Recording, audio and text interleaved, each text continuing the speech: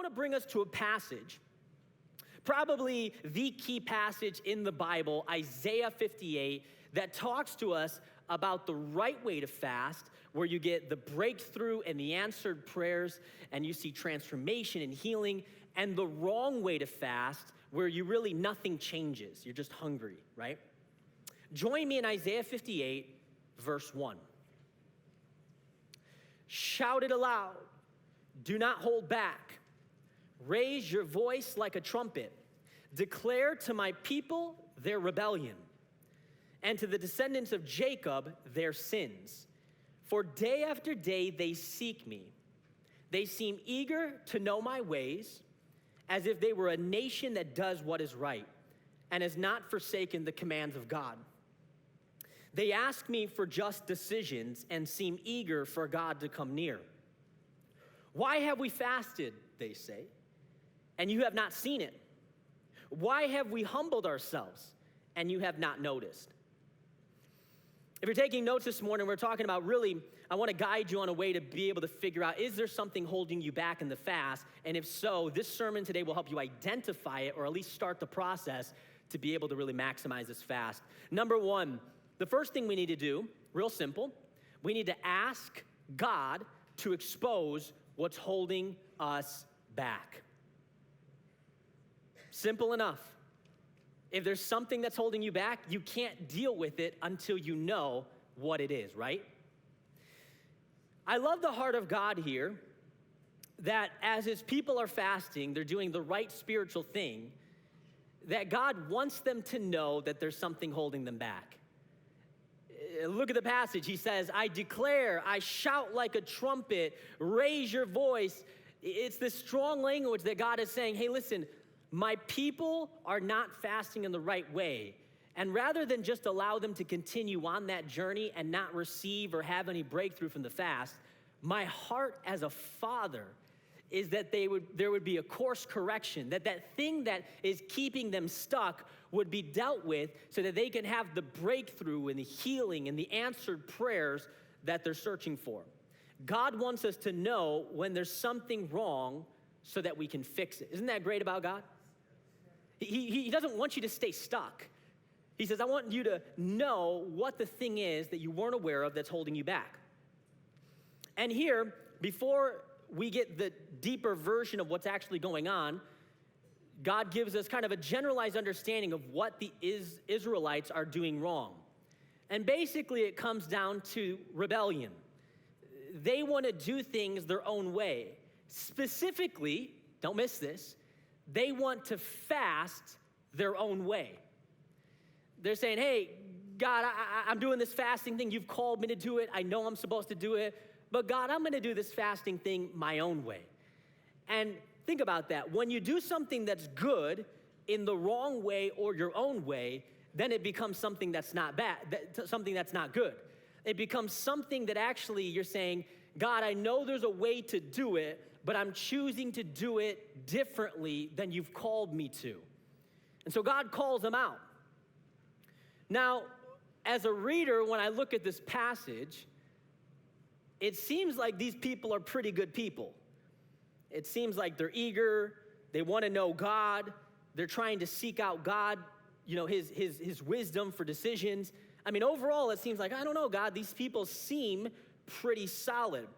But the problem is, and this is the problem that we often encounter, is that they had a problem that they couldn't see. They had an issue that they weren't aware of.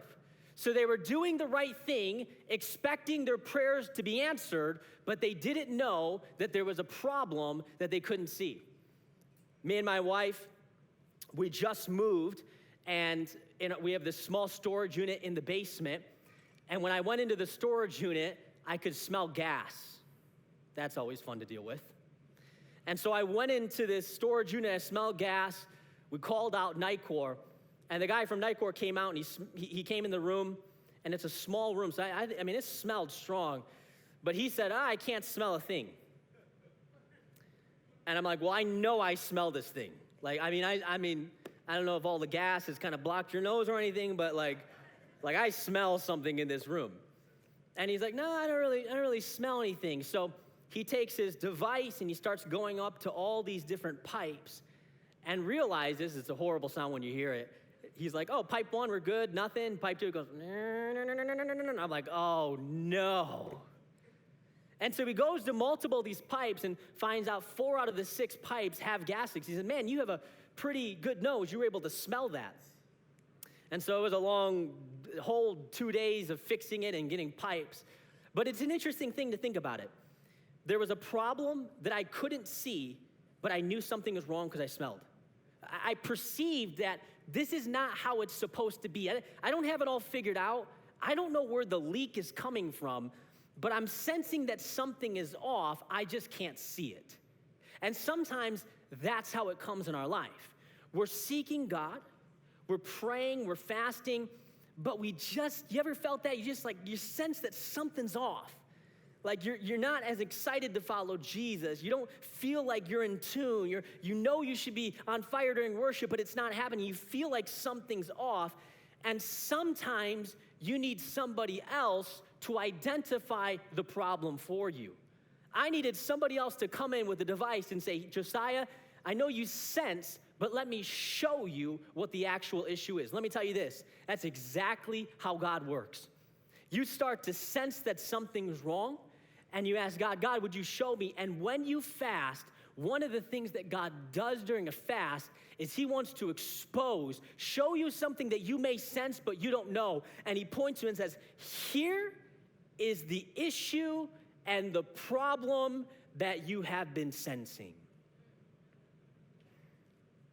God, I don't know why I'm going. And God goes, oh, and he points right to your relationship and he says, here is the issue and the problem. You say, God, I don't really know. And God goes and points to your workplace and goes, here is the issue and the problem. And that's the first and most important thing to being able to deal with being stuck is saying, God, help me to see what's wrong in my life. Expose it, God. I don't want to stay stuck anymore. Show me in my life. Time after time after time after time in a fast, I come before God. I don't feel like anything's wrong in my life. I feel like I'm seeking the Lord. I want to grow. I want to go to the next level. And as I get closer to God, he starts to show me that there's issues and problems that I need to deal with. You ever felt that? I'm the only one with issues? Whereas I press closer to God, God goes, Josiah, and I go, I think I'm okay, God. No, God, he goes, I want you to look over here. Like, oh, God, don't make me look over there, God. No, I want you to look close. Get down here, Josiah, get close. Do you see that right there? Oh, God, that is the problem. A small gas leak for a long enough time becomes a big problem. A small sin issue in your life that you don't deal with, that you're not aware of, becomes a huge issue in your spiritual walk. And with God, the little things matter. So the first thing we need to do is, as we're in this time of fasting, I want you to say, God, show me what's holding me back. By the way, you see the frustration that starts happening with these people. They're doing the right thing, and they feel like God is not holding up to his part. Like, God, we're fasting, we're praying, and you haven't seen it, you haven't noticed. We get frustrated when we don't see the answer. My little son, Saint, he's almost 2 years old. He's so much fun, and he wants to get into everything. Everything in our house is latched closed. I mean, you just can't get into anything in our house. And little Saint, though, I got him this little book on Amazon. It has all these like zippers and stuff. And when he gets frustrated, man, he just loses it. He's trying to get this buckle. He's like, and I'm like, dude, just, chill out, calm down. He's like trying to get this buckle, and he's trying to get this buckle. And what me and Carolina have tried to teach him is, hey, instead of throwing a tantrum or when you're getting frustrated about something, ask for help. So he goes, help. He has this weird symbol. We have no idea where he figured it out, but he goes like this. He goes, help. No idea. I mean, we would try to figure out what it comes from. He goes, help. And we'll go over there and we'll say, look it. Boom. Okay, it's unattached. It's good. All right. He goes, help. And sometimes we just need to be that way as children with God and say, God, I'm not going to get so frustrated and aggravated and angry that you're not answering, but God, would you just help? God, would you just help me? I'm stuck. Show me what it is, because I don't want my marriage, my life, my spiritual journey, my mental health to stay like this. God, can you just help me? Just help. And that pleases God when you come and you seek him and you say, God, help me see what's the root of my issues. The second thing that God wants us to do is he wants us to check if our heart is in the right place. Listen to the type of fasting he talks about that doesn't do anything. He says, yet on the day of your fasting, you do as you please and exploit all your workers. Your fasting ends in quarreling and strife and in striking each other with wicked fists. You cannot fast as you do today and expect your voice to be heard on high. God goes, there's a type of fasting that even though you're hungry and you're showing up at the prayer meetings, nothing changes. Those words, hours of prayers, none of them get heard by God because there's something wrong. Is this the kind of fast I've chosen? Only a day for people to humble themselves? Is it only for bowing one's head like a reed and for lying in sackcloth and ashes? These are the symbols of showing devotion to God, right? Is that what you call a fast, a day acceptable to the Lord? So we see a few of these interesting words in the first few verses that I read. We see that really the problem that's going on with their prayers not being answered and the breakthroughs not happening is that they have a veneer of spirituality. They have an outward show that, hey, I'm fasting, I'm doing the right thing, but God says there's something wrong on the inside. Their heart is not where it needs to be. And the language it shows here is it says they seem eager. It's as if they were, and they seem eager to draw near to God. It's this, it looks really good on the outside. To everybody else around them, they're like, wow, that person, they must be just so close to God. They must just kind of walk on water when nobody's around them. They must pray hours and hours. Because when I see them, and God goes, yeah, I see that very same person, but here's what I see. They show everybody something, but really their heart is far from me. My cousin loves to go to Mariano's, and I'm not kidding. I feel like he goes like 3 times a week. And he's always buying fruit. And I said, where are you going? I'm going to Mariano. Dude, weren't you just at Mariano? Yeah, I'm returning the fruit. I mean, he's returned half-eaten grapes, half-eaten watermelon, half-eaten. I'm like, dude, they're going to catch you at Mariano's, man. You can't keep doing this. But he tells me, he says, no. He said, I look at these melons or I look at these watermelons, and he says, they look good. I do kind of the tests on the outside, but when I bring it home and cut it open, I find that when I taste it on the inside, it doesn't taste that good. It's not sweet, it's old. And that's exactly what it is in our spiritual walk. We don't want to just look good on the outside.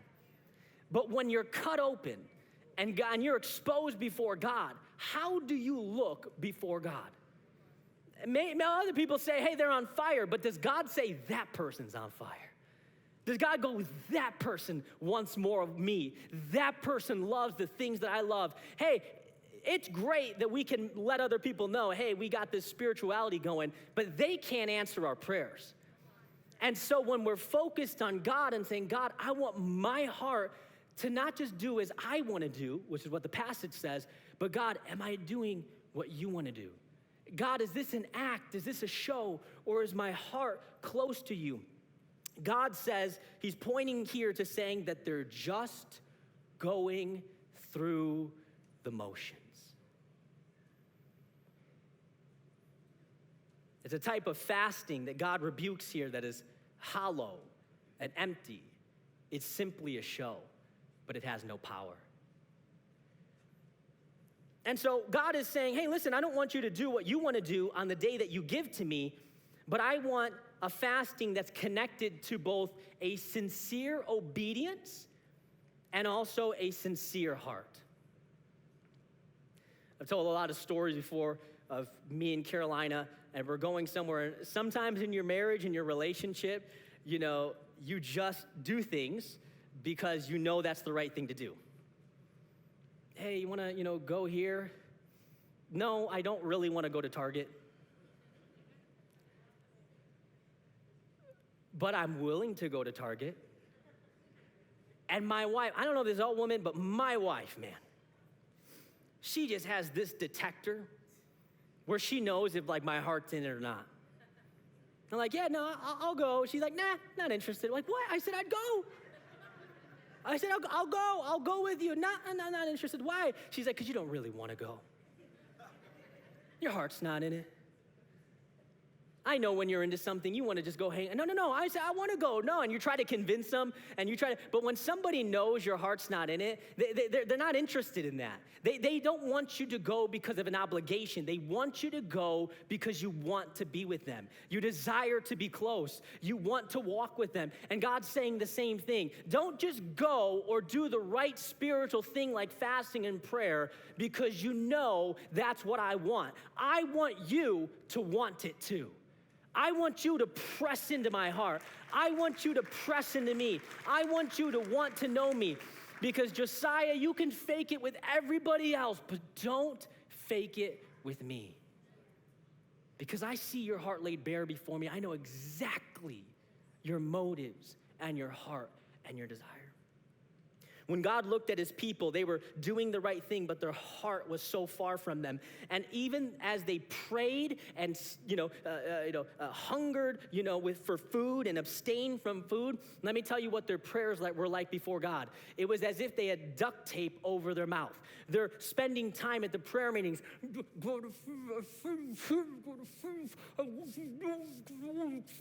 And they're praying all the right things, the eloquence of the prayers. But let me tell you, if your heart is not in it, it's like you got duct tape over your mouth.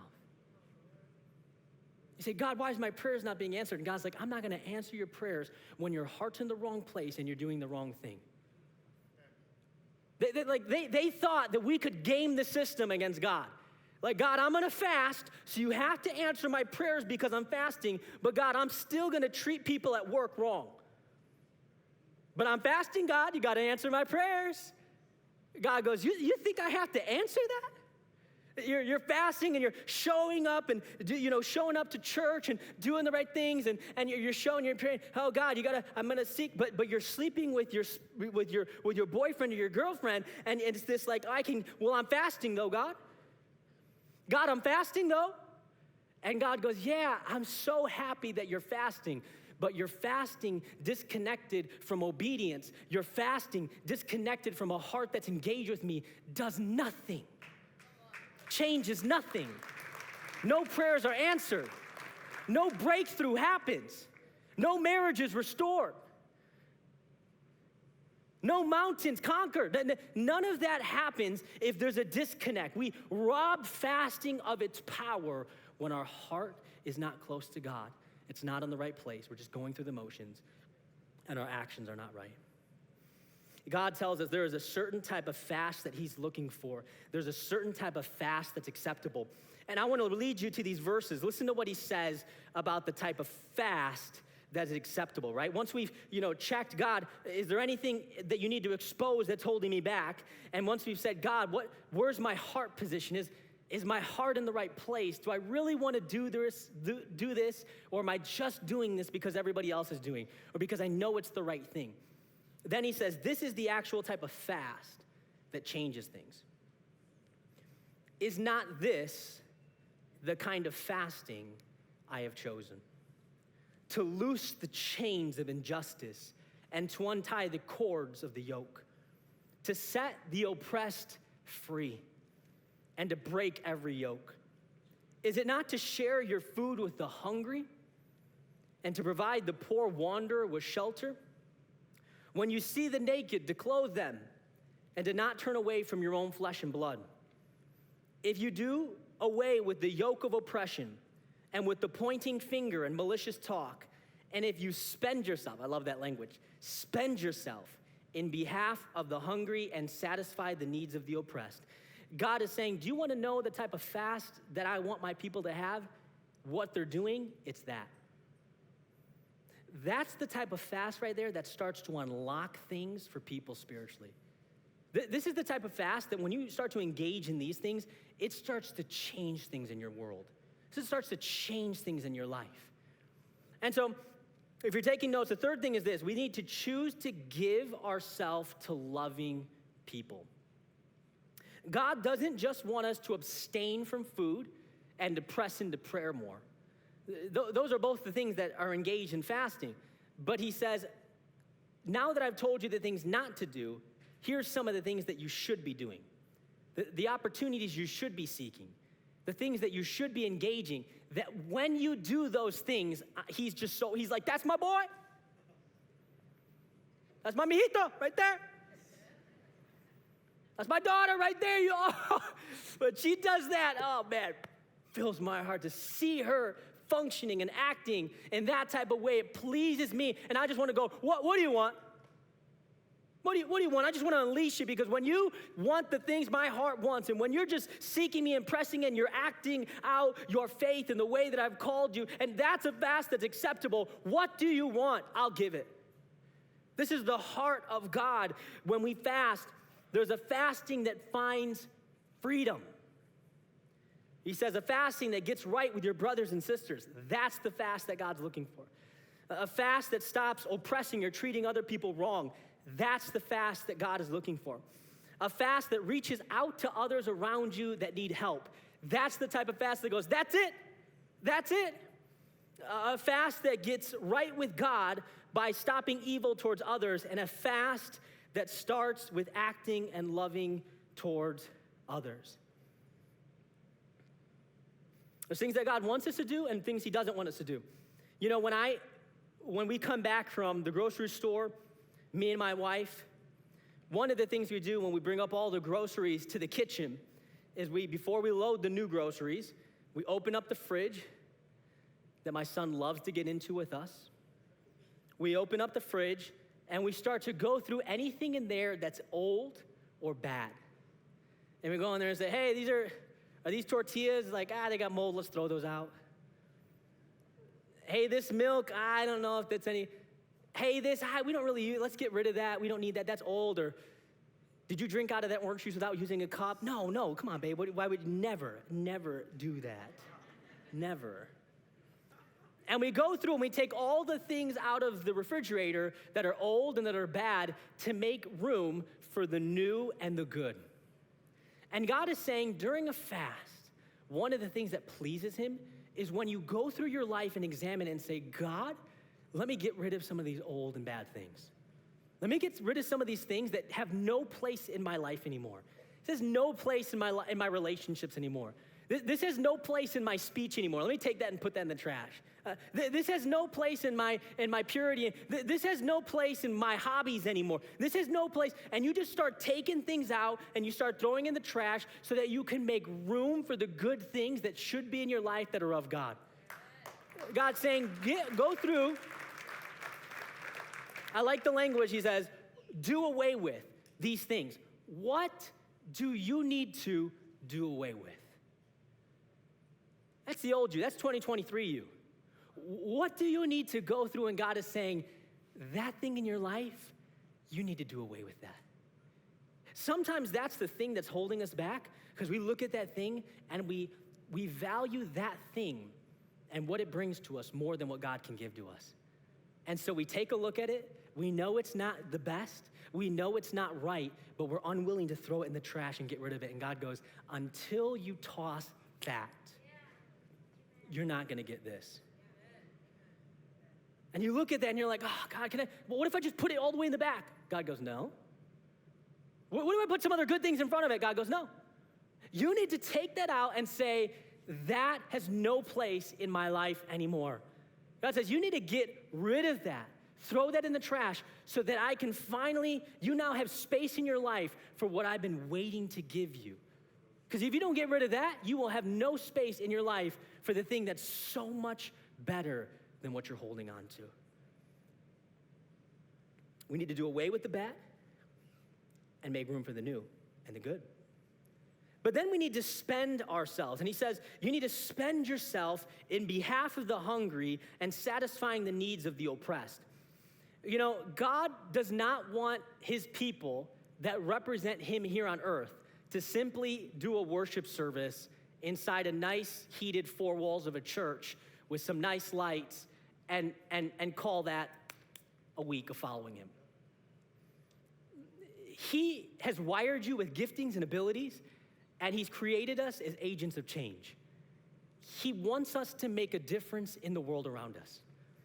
And listen, alone we can't change the world, but with God, our lives can change so many other lives. And so God points to us. You say, well, who, kind of like the Good Samaritan story, well, who's my neighbor?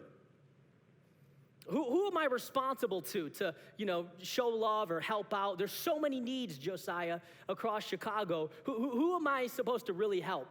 Listen to what this language says here, because I think it's so powerful. It's so sharpening for me as a Christian to know that this is the way that God thinks. When he talks about and not to turn away from your own flesh and blood, he's not simply talking about your biological family there. That's not the language in the Hebrew. When he says your own flesh, he means humankind, people in general. That's what he's talking about. He's like mankind, humankind. When he talks about you need to not turn away from your own flesh and blood, in other words, what is he saying here, Josiah? He's saying that you need to treat strangers, neighbors, and other people like their family. Who are you supposed to love? Well, who has needs around you? Who are you supposed to be compassionate to and show mercy? Well, who's in your circle that needs help? You say, well, you just, no. You want to talk about the type of fast where God starts to saying, if you want me to bring the breakthrough in your life, start to look around and make your life not just about yourself. Are you spending yourself only on yourself? Or are you spending yourself and all that you have on people around you? Because when you start to do that, God goes, you unlocked it. You figured it out. It's not just about you, but when you start to live your life and you spend your time, your gifts, your resources, all that you have on helping the people around you and loving people that are not your biological family, but you honor God by saying, God, they have worth and value because they're made in your image, God. And so I'm going to treat them not with disdain, and not like, well, they got a, but no, God, I don't know their whole story, God, but I'm going to show them love and compassion in your name, Jesus. And this starts to just move the heart of God when we act in this way, when we don't turn away. Think about that. And I'm guilty of this sometimes. I turn away from things that are right in front of me that I have the power to help out with. God says, when you don't turn away from that, but you help that situation, you are pleasing me and unlocking a more powerful fast. The final thing that God points us to, and probably the most encouraging verses of the whole passage, is he tells us what happens when we fast in the right way and our heart's in the right place. This is what gets unlocked. I hope that as I read these verses, this just puts a wind in your sails. This just gives you, oxygen in your lungs. This just gives you gasoline in the tank to continue pressing in during the fast. Because what God says here is that these things are conditional. Now, his will always plays into it, right? I pray for a Lamborghini and I, help the poor person out. I'm not strong-arming God into giving me a Lamborghini, right? But God is explicit here that when we live in the right way and do the right things and we're fasting, that these things are unlocked powerfully. Listen to what it says. When you do this, then your light will break forth like the dawn. You've been trying to figure things, boom, the light comes. And your healing will quickly appear. Then your righteousness will go before you, and the glory of the Lord will be your rear guard. There will be this protection over your life. Then you will call, and the Lord will answer. You will cry for help, and he'll say, here I am. What do you need? I'm listening. What do you need? What do you need me to do? Just let me know. It's unlocked. Then your light will rise in the darkness and your night will become like noonday. I mean, this is just every element of your life just starts to change. Things that you feel like, man, I just feel discouraged and depressed. At the end of this, he says, your joy will be restored to you. I mean, it's just this whole life-changing moment that God goes, you're just like, I'm discouraged. God, I'm giving, but I'm just wrestling. God just goes, oh, I'm going to bring my light and just transform every element of your story. The Lord will guide you always. He will satisfy your needs in a sun-scorched land and will strengthen your frame. You want to know a picture of what it looks like when you fast in this type of way? What your life looks like? Listen to what he says. You will be like a well-watered garden. You ever been into someone's backyard and they really take care of their plants? And you go around, you're like, whoa, what's this? You're like, yeah, it's my tomato plant, and it's like just flourishing. And you go over here, what's this? I'm, growing some, zucchini, I don't know. And it's growing, and it's flourishing. Obviously, I don't plant. And you go over here, and you're like, what's this plant? Pumpkin, wow, pumpkin in your backyard. That's amazing. I love pumpkin. Don't know what season it grows in, but pumpkin's amazing. And you're growing, you go, and you just see them pouring water, and you're like, wow. This is well taken care of. You can see it's flourishing, and it's even going into their neighbor's lawn, and they just say, bless you, neighbor, it's in your lawn. And it's just flourish. And this beautiful garden, you're like, wow, and there's a little seat in the middle to pray. When you see something like that, and you see how well cared for and how just things are growing and the beauty, people go, hey, I don't want to do the work for that, but I want that. And God goes, when you do the right things and you fast in the right way and you're seeking my heart, your life starts to look like that. I mean, it's just people look at it and go, wow, I want some of that. I mean, just the way they're flourishing in every area of their life. I just want a taste of that. But it only comes from a closeness and an intimacy that comes from walking with God in a season of prayer and fasting where your life is flowing. Like a spring whose waters never fail, your people will rebuild the ancient ruins. Things that have been destroyed will be rebuilt in your life. And will rise up the age-old foundations. You will be called repairer of broken walls, restorer of streets with dwelling. The whole idea in these final verses that God will give you like a new mission, a new position, a new authority, a new ability to serve him in his kingdom. It's this idea of ministry gets elevated. That God goes, oh, I'm going to use you to a greater degree. But all of this story here, God is going thing by thing and saying, you're going to have protection and guidance. Breakthrough will come. Healing will appear. Prayers will be answered. You're going to cry out and be like, here I am. Like all of this is the fruit. How could we not want that? How could we not want that? And so when you're fasting and you're pushing in and you feel like, God, you're not answering, I hope that you'll come back to this passage and be reminded of what God can do when your heart's in the right place and you're pressing into him. It's not in vain if it's done right. It is the most powerful spiritual thing that you can do when you need a breakthrough. I mean, I'm talking to people that don't just want a little change in their, I'm talking about people who really need a breakthrough in their life. Where you have no other option. Like God does something in this season or things fall apart. Like God shows up to protect you or things change in your life.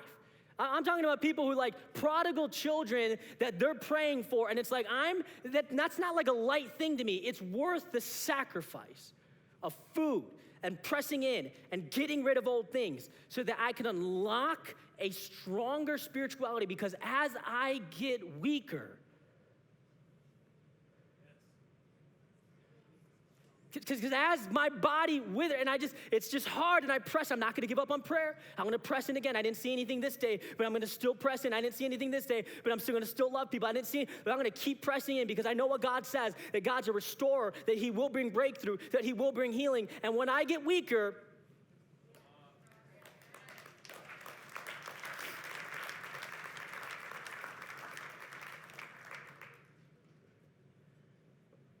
but unlocking a fast that would really change our lives. Would you stand up with me?